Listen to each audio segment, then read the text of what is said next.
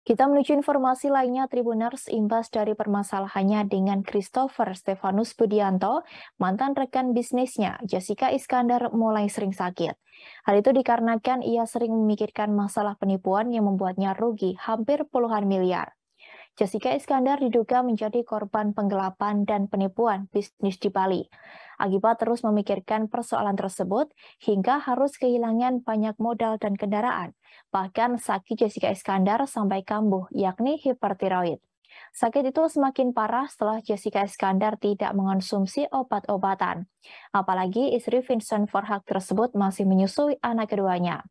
Ia sampai merasa tersiksa setiap memikirkan masalahnya hingga sering menangis. Sebagai manusia biasa, Jedar merasa batin dan hatinya terluka akibat kasus ini. Jessica Iskandar menjadi korban penipuan dan penggelapan yang diduga dilakukan pemilik rental mobil bernama Christopher Stefanus Budianto. Menurut Jessica Iskandar, Stefanus diduga menggelapkan 11 mobil pribadinya hingga mengalami kerugian hampir 10 miliar rupiah. Sidang perdana mereka pun digelar pada Rabu 5 Oktober 2022 di Pengadilan Negeri Jakarta Selatan. Namun sidang itu pun justru ditunda karena ketidakhadiran dari Stephen. Saat menemui awak media, wanita yang akrab disapa Jedar dan suaminya Vincent Verhaeghe meluapkan kekecewaannya. Ia menagih janji dari Stephen soal bukti yang ingin mereka tunjukkan di persidangan. Ketika hendak pulang, tampak Jedar dan kuasa hukum Stefanus, Togar Situmorang, bersitegang. Tak tanggung-tanggung, Vincent dan Jedar meneriaki Togar. Mereka tidak terima dengan kliennya yang terus bersembunyi. Kuasa hukum Jedar, Roland Eputo, juga ikut menyindir pihak Stefanus. Ia mempertanyakan di mana klien mereka, mengapa hanya selalu diwakili oleh kuasa hukumnya saja. Mendengar sindiran dari pihak Jedar, Togar tampak emosi. Ia meminta kepada mereka untuk tidak berteriak-teriak karena sedang berada di pengadilan.